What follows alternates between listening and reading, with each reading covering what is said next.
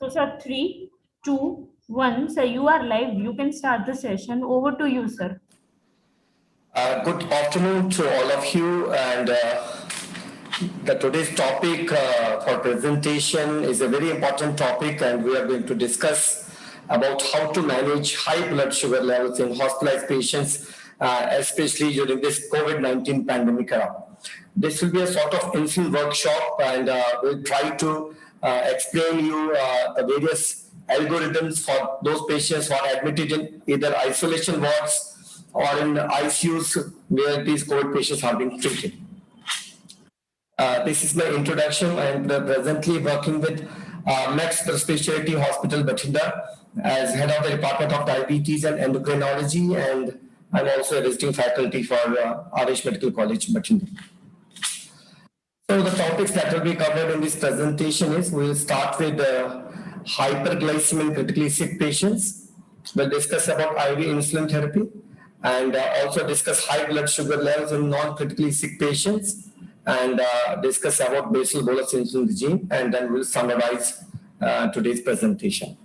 So if I talk about critically sick patients, those COVID patients who have moderate to severe disease and have other complications and comorbid conditions are admitted in medical ICU or in emergency. These patients might require IV insulin therapy for control of blood sugars. If we talk about non-critical sick patients, these are those patients who have mild to moderate disease, and these patients who can be treated or who can be managed in non-critical setting like in isolation wards.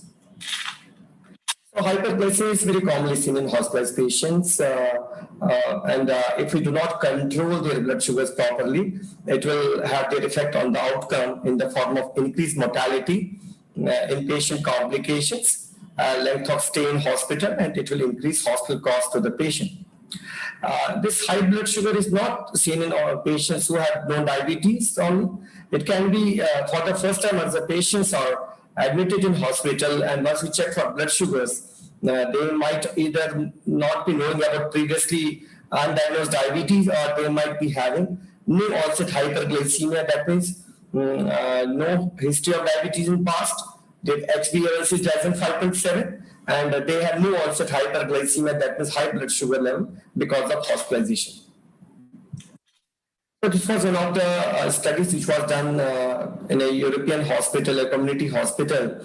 And the total number of patients were admitted in the hospital. Around 62% of these patients had normoglycemia, and 26% had pre-existing diabetes, and 12% population out of the total patients admitted there had no onset hyperglycemia. That means their HbA1c was less than 5.7, and no history of diabetes in past, no pre-existing diabetes, and this was new onset hyperglycemia which was seen in these patients.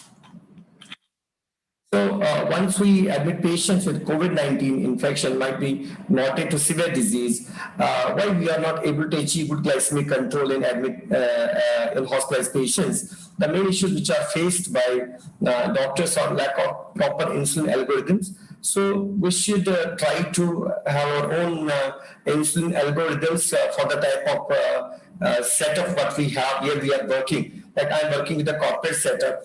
Some doctors might be having their own nursing homes or small hospitals or clinics also. So we have to make an algorithm which can be applied in all the type of settings, from small settings to bigger settings of the hospital.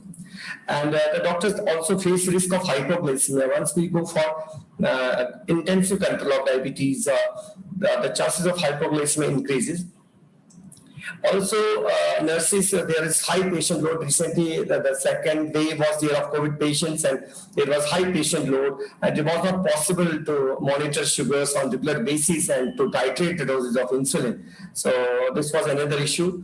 And timing of injections and meals. So what we have to properly adjust insulin injection as per the needs of the patient, and the timings was not proper. So we are not able to achieve good glycemic control in hospitalized patients because of these barriers. And also the patients who are admitted in hospital, they have variable calorie intake. So they might skip a meal. Sometimes their appetite is decreased, and once they are recovering from the illness, their appetite increases.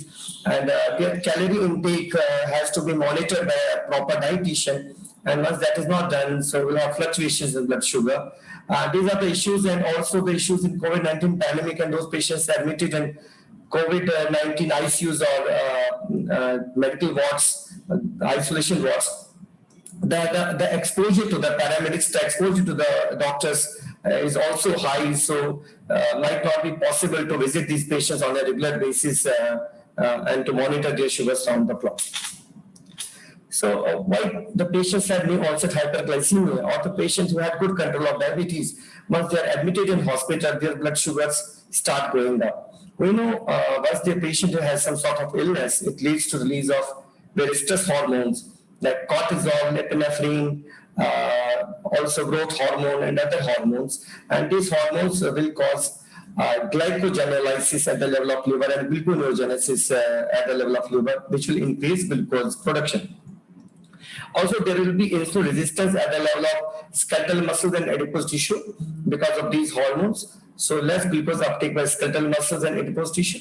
So increased blood glucose. Also, there will be lipolysis because insulin is a lipogenic hormone, but these are lipolytic hormones will cause lipolysis, and the triglyceride in adipose tissue will be broken down into fatty acids and glycerol.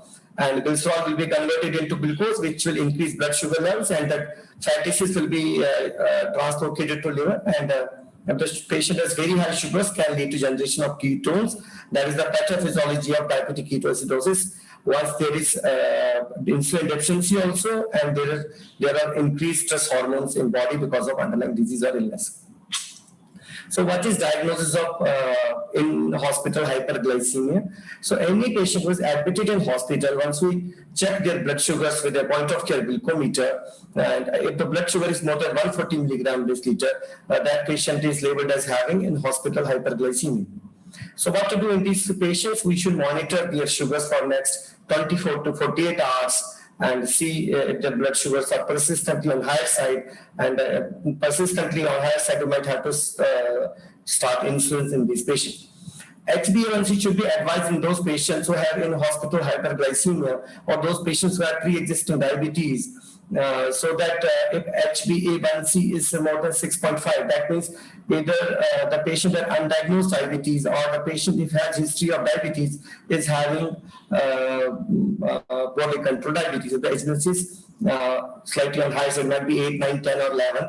At the same time, if HbA1c is less than 5.7, that means this is new onset hyperglycemia. No, the patient is not a known diabetic, and HbA1c being less than 5.7, that means no undiagnosed diabetes also in this class of patients. So these patients have new onset hyperglycemia. Their blood sugars are raised for the first time as they are admitted in the hospital.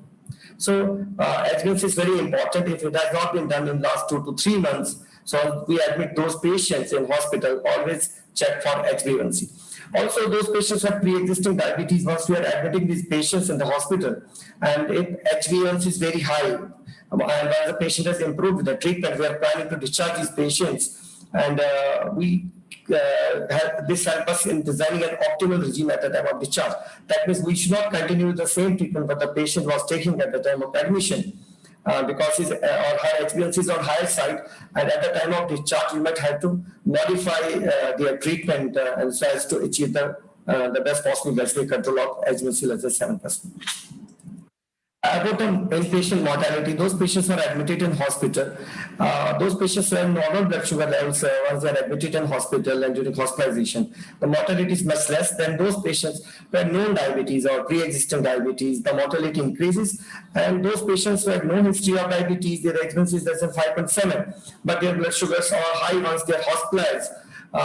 These patients have very high mortality in comparison to other two classes. So new onset hyperglycemia is dangerous because if these patients are not being treated, then patient mortality increases. Why these patients have increased mortality? The reason might be the underlying disease is so severe, leading to release of the stress hormones, causing onset hyperglycemia. So if the underlying disease is very severe, it can lead to new onset hyperglycemia. So those patients who are admitted in medical ICU, whether they are COVID patients or suffering from some sort of medical illness, if the blood sugars, the mean blood sugars, glucose levels are on higher side. So if we see if the blood sugars during hospitalization in medical ICU are more than 300, the mortality increases by 4 times. So this is very important. So the higher the blood sugar, mean blood sugar in medical ICU, increase in mortality in these patients. Same in those patients who are admitted in non-ICU setting, that means in isolation wards or general wards. If the blood sugar is kept less than 200 milligram per deciliter, the chances of mortality and complications are less. In comparison, those patients where the blood sugars are more than 200 milligram per deciliter, the chances of mortality and complications are much, much higher. So from these studies, it has been shown that inpatient hyperglycemia is associated with increased morbidity and mortality. There is more complications and increased mortality. So we should treat inpatient hyperglycemia, whether the patient has no onset hyperglycemia or pre-existing diabetes or undiagnosed diabetes, which has been detected for the first time after hospitalization. We should treat their blood sugars once they are admitted in hospital, and so that we can decrease their morbidity and mortality. What should be the target for blood sugar? This was the landmark trial, largest randomized controlled trial to date amongst more than 6,000 patients. These are critically sick patients admitted in medical ICU, and these patients were divided into 2 arms. These patients received IV insulin infusion, and nutrition was given enterally. So in one group, the target blood sugar was 81 to 108, that is intensive glucose control arm through IV insulin infusion. And in another arm, the blood sugar was kept less than 180, that means a conventional glucose control. And these patients were followed for next 90 days to see the mortality and the complications.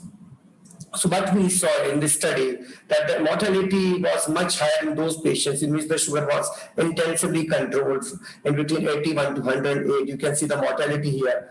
In comparison, those patients where the conventional glucose control was done, the target was less than 180 milligram per deciliter. As expected, if we go for intensive glucose control, it will increase severe hypoglycemic episodes. So severe hypoglycemia was seen in these patients. So from this study, it was clear we should not go for intensive glucose control or but a conventional glucose control in both patients who are admitted in medical ICU or intensive or in emergency. So we have the guidelines, the recent guidelines from ADA and also Indian guidelines.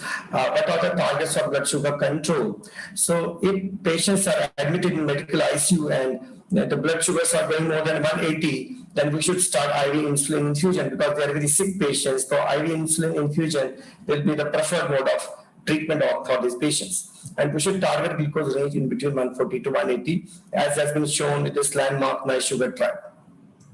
We can also lower down sugar to 110 to 140 in some class of patients. And if that can be achieved without hypoglycemia, then we should target for 110 to 140. Otherwise, 140 to 180 is all right for most of the patients.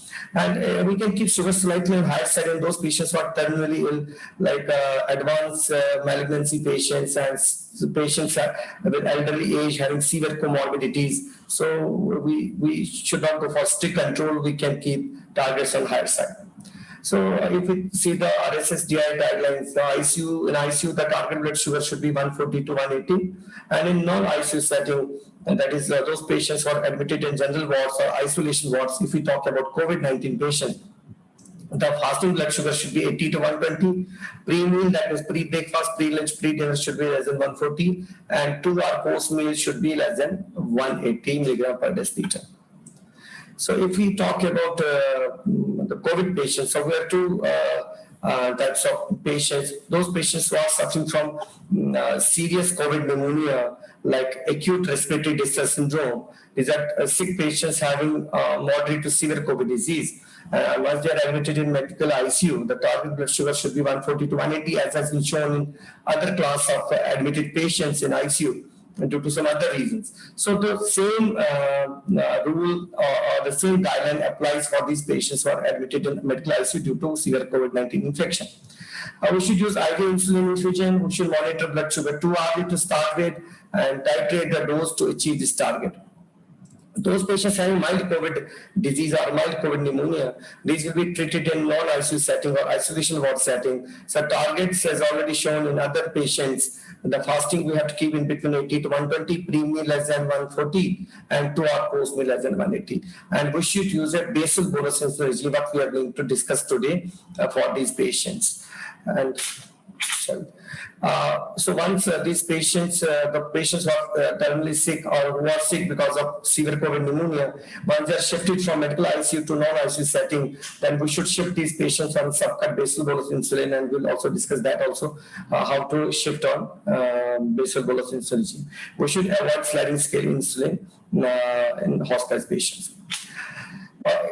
Those patients who are admitted in hospital and are on oral antidiabetic drugs, we should stop oral antidiabetic drugs in most of the patients. And insulin is recommended, and IV insulin for hyperglycemic crisis patients and critically sick patients, and subcut basal bolus insulin in those patients or non-critically sick patients. While insulin is the standard of care, insulin dose can be up and down titrated to achieve the good glycemic control. It is a rapid onset action and minimal side effects, and also less chances of hypoglycemia once we use IV insulin infusion. And there's minimal drug-to-drug interactions because the patients who are admitted in hospital might be on multiple drugs due to underlying disease. So various insulins which are being used in hospitalized patients. We have rapid-acting insulin like Lispro, Aspart, and glulisine. These are ultra-short-acting insulins, has to be given before meals to control post-meal sugars. And the short-acting insulin, regular insulin, and the regular insulin can be used for IV insulin infusion also. NPH insulin, and we have very long-acting insulins like insulin detemidine, insulin glargine. Glargine is a very safe insulin for admitted patients, hospitalized patients, if we want to go for basal bolus insulin. Also, we should monitor their blood sugars, and those patients are admitted in hospital, and we should use a glucometer to monitor their sugars. Except in some class of patients, it might give us wrong results also, erroneous results also. Suppose the patient is in shock or hypoxia or on is very dehydrated patient or on some vasopressors or inotrope like dopamine. So the capillary blood sugar might not be the actual method which will give us accurate results. So we should always check for venous blood sugar in these patients because of shock, hypoxia, and all that, and vasoconstriction. The capillary blood sugar will be low in these patients, and so it is better to use venous blood sugar at the same time to check whether the capillary blood sugar is all right.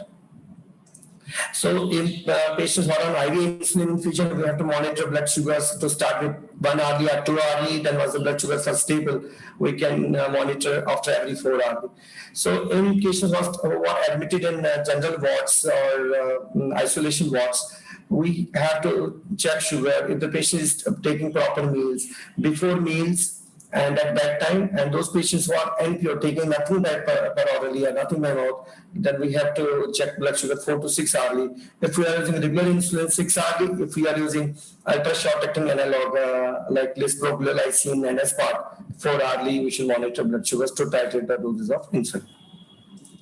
Now coming to the algorithm, a very simple lucid algorithm, how to manage hyperglycemia in critically sick patients. We are talking about serious COVID patients suffering from severe disease and might be suffering from ARDS also. So these patients, we have multiple protocols. The simplest protocol is yield protocol. So we use IV insulin therapy and targeted blood sugar in between 120 to 160. So we have to make an insulin infusion, and in most of the hospitals, we have infusion pumps. So in a syringe of 50 ml, we should take 49.5 ml of normal saline and add 0.5 ml of a regular human insulin. So regular human insulin, and we know that while should be having 100 IU per ml, that if we take 0.5 ml, that will be 50 units. So mixing 0.5 ml of 50 units of regular insulin to 49.5 ml per saline, it will make a solution of enormous line with insulin. So every ml will be having 1 unit. So once we run this infusion, if we run infusion at the rate of 4 ml per hour, the patient will be receiving 4 units per hour. It's very simple method to mix insulin with enormous line. And the target blood sugar in this protocol is 120 to 160. So suppose a patient comes in emergency, or you're admitting a patient in medical ICU.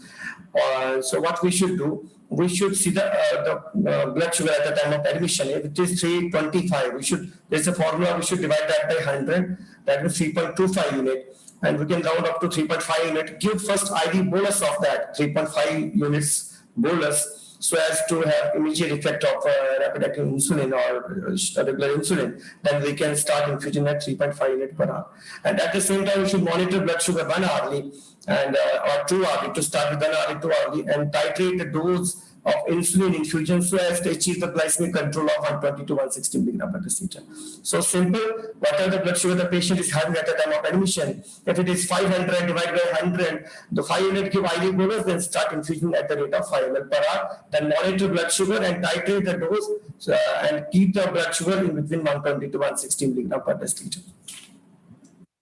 Suppose that we have started IV insulin infusion and the patient was on IV insulin infusion for 2 or 3 days or 4 days, and the patient has responded to the treatment and patient is now stable. We want to shift this patient in medical ward or isolation ward from COVID pneumonia. So if we want to shift these patients to subcut insulin, which are the class of patients which will require subcut insulin? So type 1 diabetes patients, if they have COVID pneumonia, they will require insulin. Once we have stopped IV insulin infusion, we have to shift these patients on subcut insulins.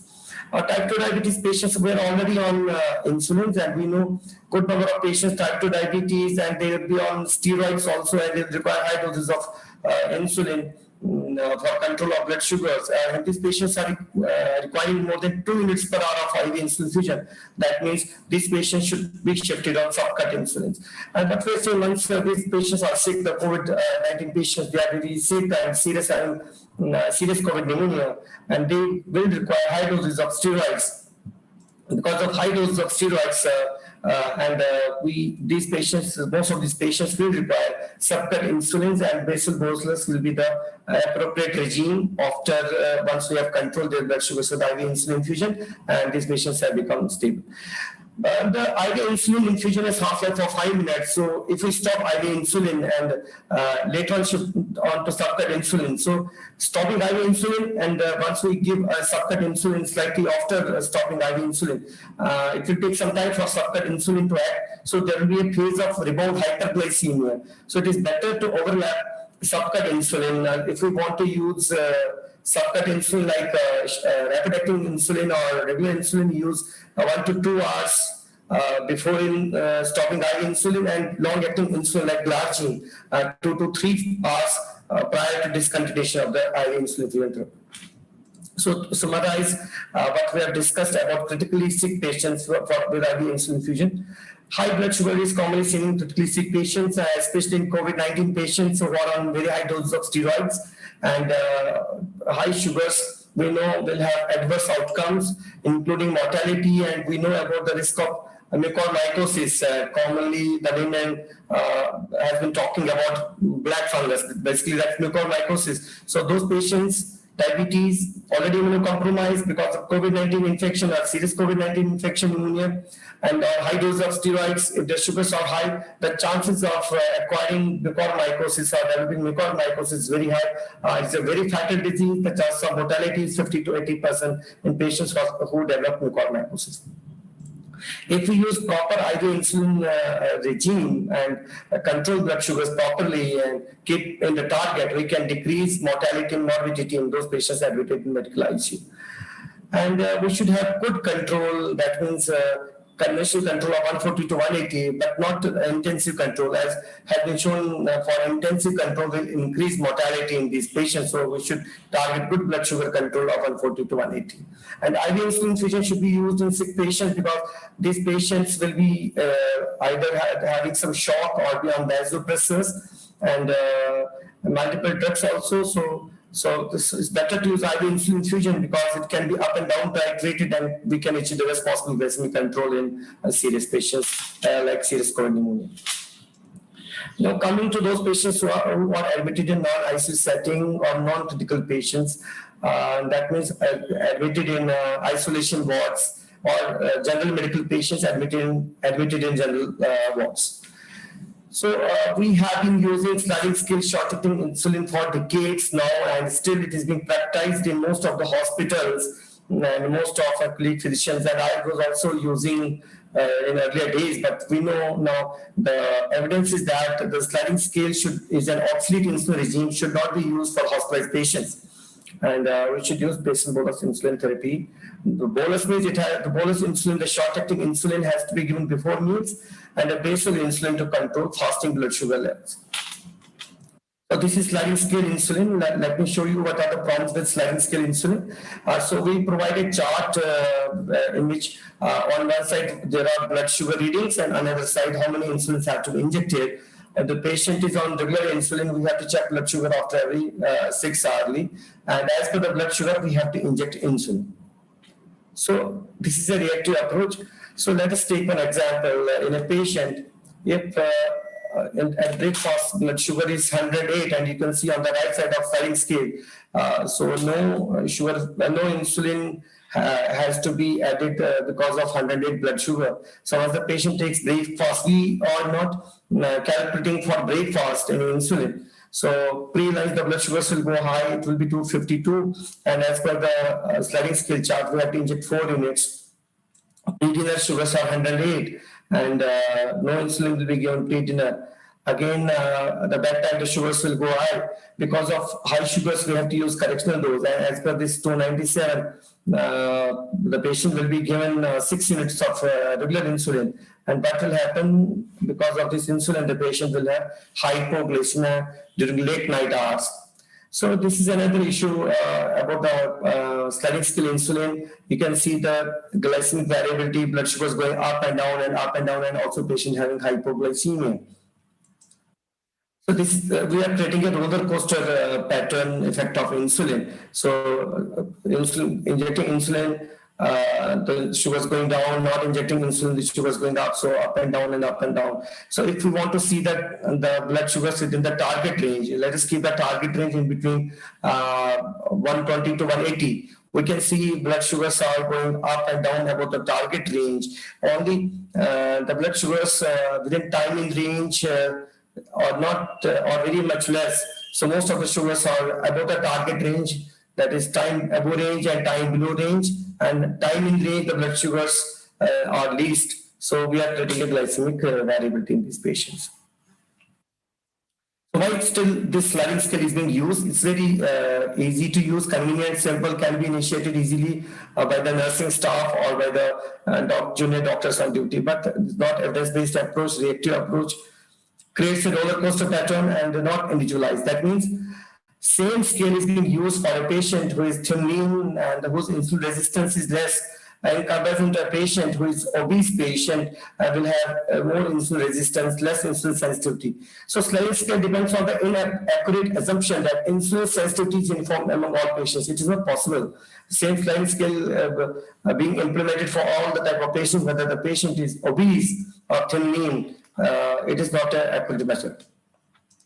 How insulin is released in a healthy subject, we can discuss about the physiological insulin release. Insulin is released in a pulsatile manner after every 2-3 minutes. So to control fasting blood sugar level. So there is a basal insulin which is continuously secreted in a pulsatile manner around the clock to control fasting blood sugar level. The fasting blood sugar level is because of hepatic glucose output, and so even though the patient is not taking any meals, still there will be rise in blood sugar if the patient has deficiency of insulin. And because the insulin is acting on liver, and if the patient has insulin resistance at the level of liver or insulin deficiency, there will be rise in fasting blood sugar level. So we should always use a basal insulin to control this fasting hyperglycemia, even though the patient might be taking nothing per orally. If the patient is taking meals once, if we talk about healthy subjects, if the patient takes breakfast, there will be release of prandial insulin. that is sharp rise in release of insulin. If the healthy subject takes lunch, rise in insulin and dinner. So these are prandial insulins which are secreted in healthy subjects. But in type 1 or type 2 diabetes patients, the insulin, in type 1 there will be absolute deficiency of insulin. In type 2 diabetes, the insulin secretion will be relatively less, and there will be insulin resistance also. So we will not be having enough basal insulin, we will not be having enough prandial insulin in these patients. So if we want to inject insulin in those patients who are admitted in wards, non-critical setting, so we should always use a basal insulin to control fasting blood sugar level. If the patient is taking meals orally, we should use a meal insulin to control post-meal rising blood sugars. Because the patient is underlying disease, we should check blood sugar before meals. And if the blood sugar is very high before meals, then we have to add extra insulin to the rapid-acting insulin, which has to be injected before meals. And basal insulin will be a long-acting basal insulin like Largy, which has less pronounced peaks, less chances of nocturnal and 24-hour hypoglycemia. We have to use a meal or nutritional bolus insulin. It should be a rapid-acting analog like Lispro, Aspart, or Piolisib. But before meals, we should always check blood sugar. If the blood sugar is on higher side because of underlying disease or stress-related hormones are released in a sick patient, we have to use extra insulin, which should be added to the nutritional insulin or mealtime insulin. This extra insulin is known as correctional or booster insulin.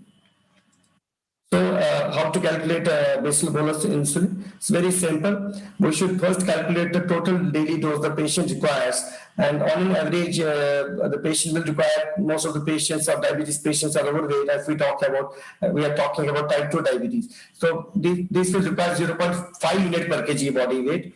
And we are talking about this patient who is slightly overweight, 0.5 unit per kg body weight. If the weight of the person is 60 kg, that means the patient will require 30 units in 24 hours. So, once if we calculate for a patient of 60 kg, slightly overweight, 0.5 unit per kg body weight, that means the patient will require 30 units. Divide that between basal 50% and bolus 50%. That means 30 unit, 50 will be basal, like Largy, 50 will be bolus, and this bolus 15 unit has to be divided into 3 parts before breakfast, before lunch, before dinner. So 5 units will be given before meals. And so bolus insulin divided into 3 major meals, and we should check blood sugar 4 times a day, before meals also and bedtime. So if there is a rising blood sugar before meals, in addition to nutritional insulin or meal insulin, we have to use a correctional dose insulin or booster insulin, which I'm going to explain you in next slide.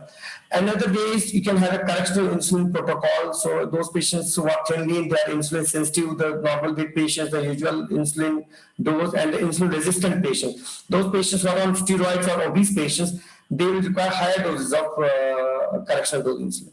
So before meals, if we have checked blood sugar is 250. So in addition to 5 units what the patient has to receive of a 60 kg weight, because of before meals sugar is 250 on high side, we might have to add 6 units extra to the insulin what the patient was entitled to receive. So 6 plus 5, 11 units have to be given before meals. So this is either we can use a correctional insulin protocol, this algorithm, or we can calculate. So the same example, so ideal body weight 0.4, obese patient 0.5, or overweight patients, and patient on IV insulin. But once we want to shift on subcut insulin, we should calculate how much insulin the patient has received for 6 hours if the blood sugars are stable for last 6 hours. So if the patient's blood sugars are within the target range of 140 to 180 for last 6 hours, and the patient is receiving 2 units per hour, that means in last 6 hours, patient might have received 12 units. So we should multiply it by 4 so as to calculate the total amount of insulin that the patient might have received in last 24 hours. That means 12 into 4, 48. So a patient having good glycemic control for last 6 hours, 140 to 180 on IV insulin infusion at the rate of 2 units per hour. That means in last 6 hours, the patient might have received 12 units, multiplied by 4, that means 48 units, the total requirement of insulin 24 hours. And out of this, if the patient was taking nothing per orally and out of this 48 units, we should use 80% of that dose for subcut insulin. So 50% will be used as a basal insulin like glargine at that time, and bolus insulin, the 50%, that is out of 40, 20 will be here, basal insulin, the rest 20 will be divided into three parts: before breakfast, before lunch, before dinner. Might be 777 in this case. That will control postal hyperglycemia. So same 60 kg body weight patient, 0.58 per kg, total daily dose will be 30 unit. The basal will be glargine, 15 unit can be given either in the morning or in the evening, and the bolus insulin, regular insulin, 555 before each meals. But we should check blood sugar before breakfast, before lunch, before dinner, and bedtime. And we want a target blood sugar before meals, might be around in between 100 to 140. But if the blood sugars are high, you might have to add extra insulin to that. That is known as correctional dose insulin, and it can be achieved either through this correctional insulin protocol, that insulin, extra insulin should be added as per the blood sugar before meals, or we can use another formula. That formula is for ultra short acting insulin, like analog, rapid acting analog. The formula is correction factor is 1500. We should remember 1500 and total insulin dose. That means 1500 divided by 30, 30 is the total insulin dose for this patient. That means 50. That means if there is rise in blood sugar by 50 before meals, we have to use 1 unit for that 50 milligram rise in blood sugar. Suppose in a patient, the pre-meal blood sugar is 250, our target was 100.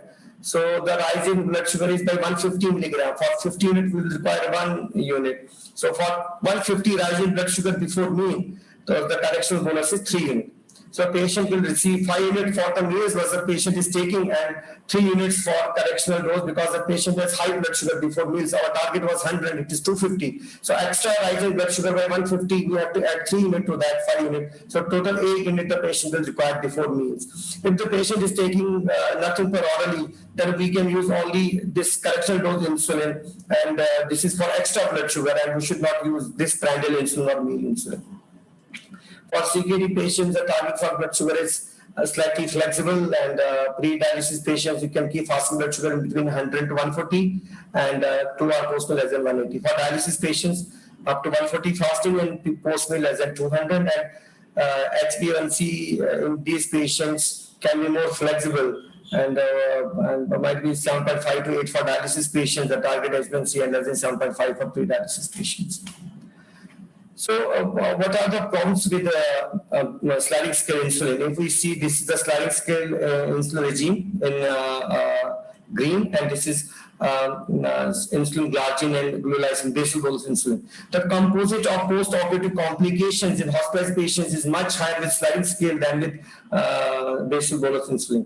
And mortality was similar in these two arms, but wound infection was much higher with sliding scale in comparison to basal bolus. Pneumonia was seen with sliding scale, but not with basal bolus, and acute renal failure, because these patients are sick, they might develop acute renal failure, was much higher with sliding scale than with basal bolus. This shows that basal bolus is an evidence-based approach, scores over sliding scale insulin, is a proactive approach, not a reactive approach, and is the right insulin regime for those patients who are admitted in general wards like isolation wards or COVID patients who have mild to moderate disease, but for serious sick patients or with COVID-19 or general medical patients who have serious illness, they should be treated with IV insulin infusion. Now coming to last few slides, if we talk about premix insulin 3070 and versus basal bolus, you can see various hypoglycemic events with premix. So it was very high. You can see any time of the day, 25 and 8, its p-value is very significant. Fasting, breakfast, morning, pre-lunch. What I want to say to summarize that the risk of hypoglycemia is very high with premix, and there will be more of fluctuations in blood sugar. It has been shown there will be 3-fold higher rate of hypoglycemia with premix insulin than basal bolus. So we should not use premix human insulin 3070 or 5050 in those patients who are admitted in hospital, might be in isolation wards or general wards. So if the patient has improved the treatment, whether the patient was admitted with severe COVID pneumonia and treated with IV insulin infusion, just giving an example, and after that shifted to isolation ward, and or the COVID-19 RT-PCR test is negative, now shifted to general medical ward, and we should treat with basal bolus insulin. And now the patient has responded to the treatment, and we are planning for discharge. Now we should again think about the HbA1c, what we have advised at the time of admission, and that is less than 7%. We can continue with the same treatment that the patient was taking at the time of admission if there are no contraindications to all antidiabetic drugs. If HbA1c at the time of admission was 7 to 9%, that means we might have to optimize the treatment what the patient is taking, and we can continue with a basal insulin, that is glargine insulin, 50% of hospital dose what the patient was receiving. If HbA1c is more than 9%, then we should continue with basal bolus even after discharge at home. But most of the patients might not be ready for basal bolus or 4 shots of insulin. We should try to counsel them that it is for some time they should continue with basal bolus for optimum blood sugar control, and especially in COVID-19 patients, because even after discharge, post COVID-19 pneumonia patients, if they have uncontrolled diabetes and they have been given high steroids during hospitalization, the chances of mucormycosis is very, very high in these patients. And we have seen a good number of patients coming to us post-discharge after 3 weeks or 4 weeks and having uncontrolled diabetes and have developed mucormycosis in last 2 months. If I conclude my today's presentation, and I want to summarize, hyperglycemia is commonly seen in hospitalized patients and also in COVID-19 patients. And the problem here with COVID patients is that the COVID-19 virus directly attacks beta cells, also can lead to death of beta cells. And also these patients, because of release of stress hormones, have more of insulin resistance and because of use of steroids. So triple agents were with COVID-19 infection, the use of steroids, the insulin resistance because of the various stress hormones, and direct attack on beta cells because beta cells have ACE2 receptors, and we know that the entry into the cells is through ACE2 receptors. So COVID-19 patients, the chances of hyperglycemia is very, very high, and we have de novo developing de novo onset of diabetes in some of the COVID-19 patients. They have no history of diabetes in past, and their HbA1c was less than 5.7%, but they develop high blood sugar levels, and they continue with high blood sugar even after discharge from the hospital once they are off the steroids. So they develop new onset diabetes, and so COVID-19 has been studied in some of the patients that it might be one of the reasons for de novo diabetes because these attack beta cells directly. All hospitalized patients should have strict blood glucose control. So once the patients have been treated with IV insulin infusion or subcut insulin, depending on the severity of disease, and once we discharge these patients, good number of patients who are suffering from COVID-19 infection, they might require insulin for some time. So we should advise these patients, they should have optimal glycemic control. So even though they are not stable and we are planning for discharge, and some of the patients might require insulin, at least a basal insulin, like a safe glargine insulin can be added to the antidiabetic drugs to achieve the best possible glycemic control in those patients to prevent various post-COVID-19 complications. And we know it can affect all the body organ systems. And the most rapid-acting, powerful and safe agent to control blood glucose is insulin because it has rapid onset of action, can be given through IV infusion also, can be given subcutaneously also, and can be up and down titrated. If the patient has hypoglycemia, can be immediately stopped, and the chances of recovering from hypoglycemia is very fast with insulin. IV insulin infusion is preferred for critically sick patients, and basal bolus insulin is preferred alternative to sliding scale insulin regime in non-critically sick patients. So sliding scale is an obsolete regime for patients admitted in isolation wards or general wards, and we should use basal bolus for these patients. And IV insulin infusion is the main modality of treatment for critically sick patients. Aggressive insulin treatment, but avoiding hypoglycemia in hospitalized patients decreases mortality, inpatient complications, length of stay in hospital, overall hospital cost. And the patients who have suffered from MI, myocardial infarction, or have gone for CABG. So the control of blood sugar in these patients, subset of population, should be good enough. At least we can lower down the blood sugar to 110 to 140 milligram per deciliter, so as to avoid the complications of post-CABG or post-MI complications. Thank you for your kind attention, and I hand over the proceedings to the organizing team from lupin.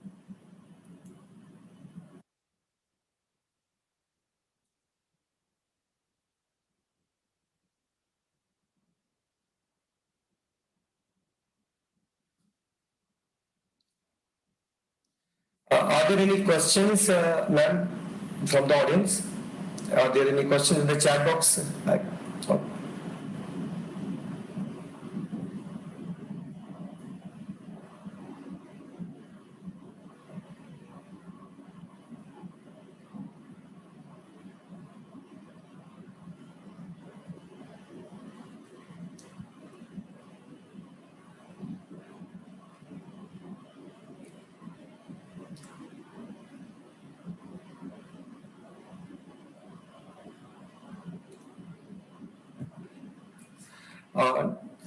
There is a question from Dr. Avinash Verma.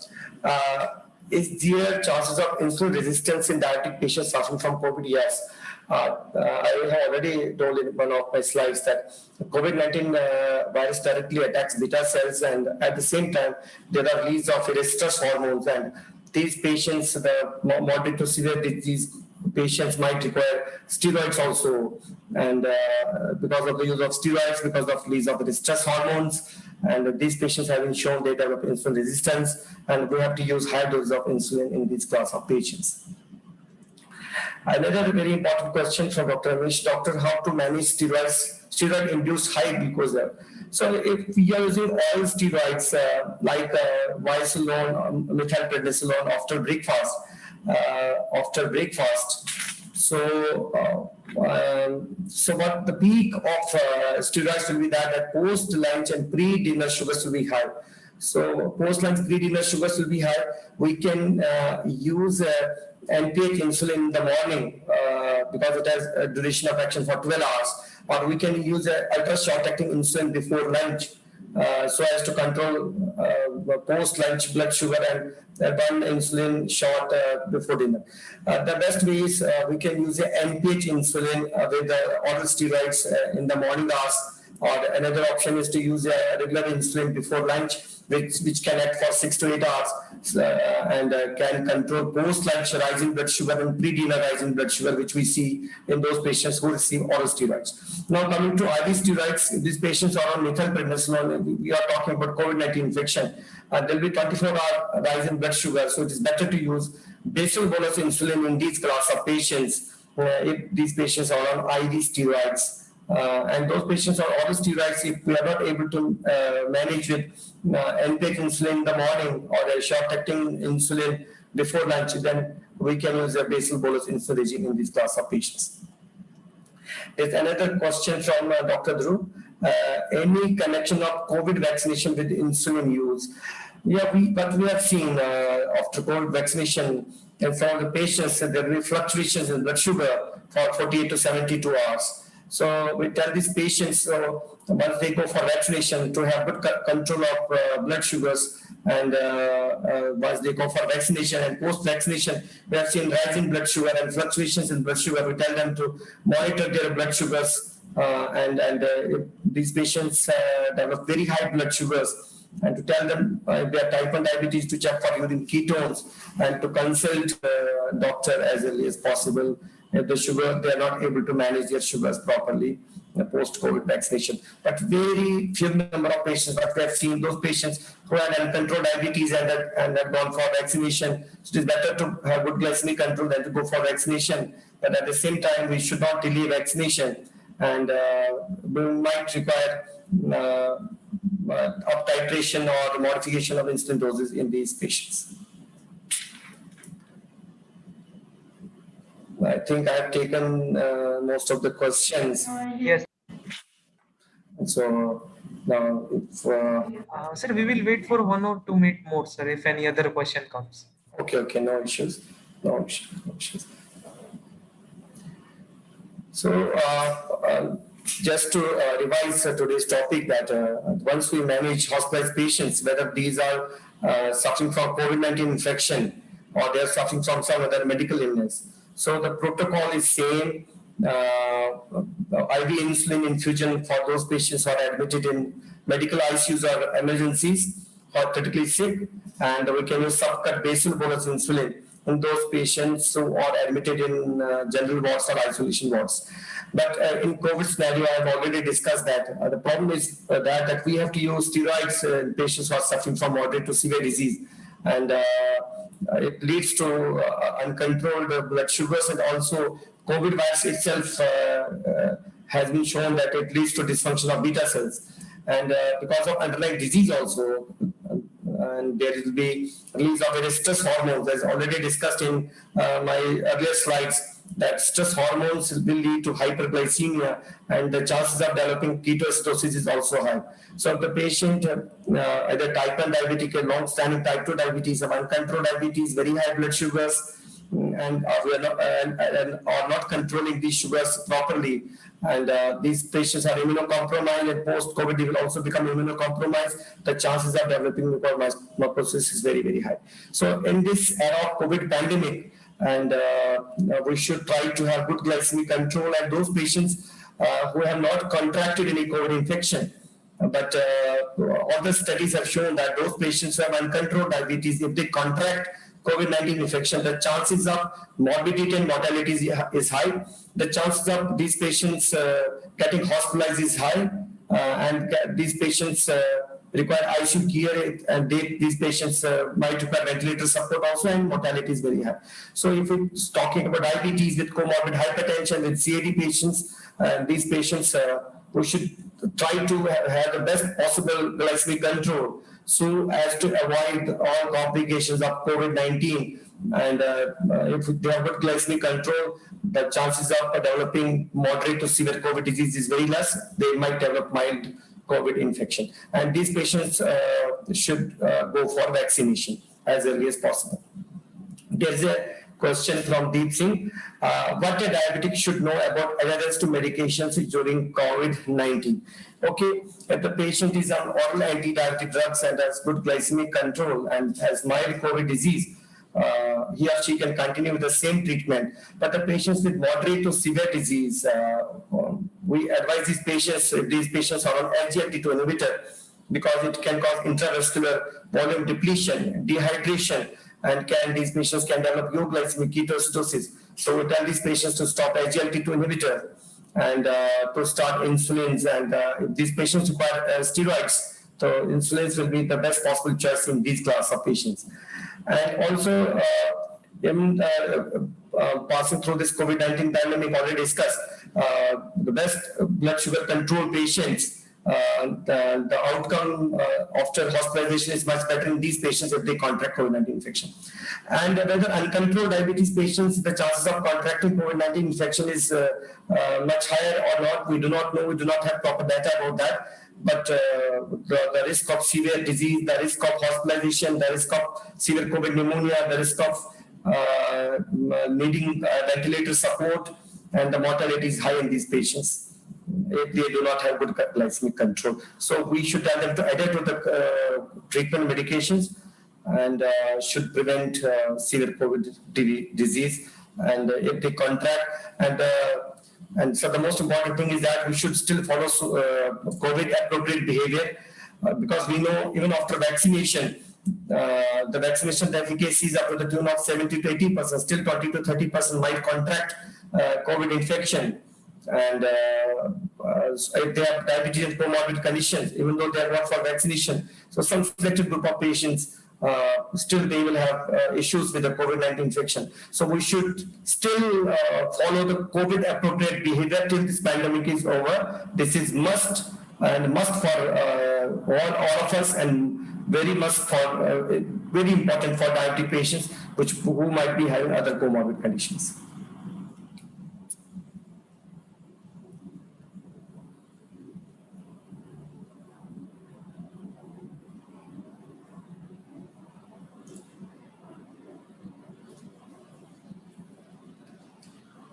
So I think I'm done with the chat box. Hello. Hello, yes, ma'am. So, sir, there are no questions. So, sir, with your permission, can we conclude the session? Yeah, we should conclude this session now. Sir, on behalf of the organizer, I would like to thank you for your insightful and educative talk. Thank you, sir. Thank you for all the support and you for all the feedback. Okay, thank you. Okay, sir.